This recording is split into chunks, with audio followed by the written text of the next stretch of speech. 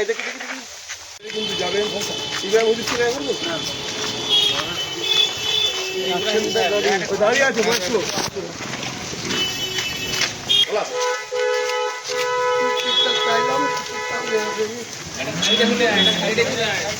এদিকে এদিকে এদিকে ভালো আছে জি আলহামদুলিল্লাহ দোয়া করবেন এই দেখি দেখি দেখি ও ভাই এসছি আপনার 11টা 10-15 দুসারে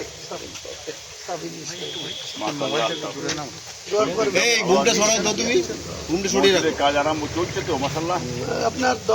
10ই ফেব্রুয়ারি থেকে শুরু হবে ব্যাঙ্গালোরের একটা বেসরকারি কোম্পানিকে দিয়ে দিচ্ছে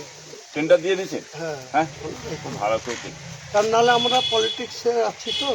সামনে ভোট আছে এত ঝামেলায় থাকবো ওই জন্য ওদেরকে এগ্রিমেন্ট করে পলিটিক্স হবে আপনি যে দল করতেন দল করার অধিকার ভারতের সংবিধান আইন আছে যে কোনো মানুষ দল করতে পারে কোনো অসুবিধা নেই তবে ধর্মকে নিয়ে রাজি চাই ওটা আর কি আমাদের আপিল যেমন যেমন রাজ্য সরকার সামনে ধর্মকে থেকে ফুল দমে এই মমতা ব্যানার্জির দল বলে রাজনীতি করে বেরিয়ে চলে যাচ্ছে আর মুখে বলছে আমরা রাজনীতি করি সাধারণ মানুষের ট্যাক্সের টাকাই করছি আমরা তো আমাদের কমের টাকাই করছি এটা তো আপনি যে বাবরি মসজিদ হচ্ছে এটা তো মুসলমান কম জাতির টাকা ওখানে অন্য টাকা ঢুকবে না চলবে না ইনি যেটা করছেন ইনি আমার রাজ্য সরকার যদি দেখছেন জনগণের টাকা নিয়ে উনি মসজিদ করছেন এইটা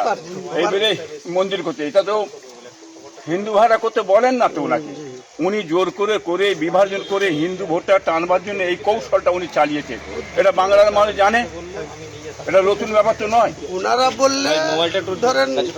সেটা সাংবিধানিক ভাবে আমরা বললে তখন বলছে অসাংবিধানিক এটা যে আপনি বুঝতে পেরেছেন এতদিন পরে কি বুঝলেন আগে থেকে আমি মানে খুবই খুশি যে আপনি এই যে রাজ্য সরকার পশ্চিমবাংলায় যে মুখ্যমন্ত্রী হয়েছেন ভারত স্বাধীনের পর থেকে এত বড় বিচারিতা মিথ্যুক মুখ্যমন্ত্রী এর আগে একটাও হয় না এটা হচ্ছে আমাদের মমতা ব্যানার্জি সাহেব আপনি এতদিন পরে চিনতে পেরেছেন এটাই আমি খুব খুশি জানতে পারলাম দোয়া করবেন থাকবে না এইটুকু আপনাকে আছেন করুন ঠিক আপনি করুন বাংলার মানুষ আছে আপনি মসজিদ করুন মসজিদ হয়ে যাবে ইনশাল্লাহ আর আপনাকে যেতে হবে যখন ইনশাল্লাহ যাবো আল্লাহ যাবো ইনশাল্লাহ বসেন বসবো না আমি একটু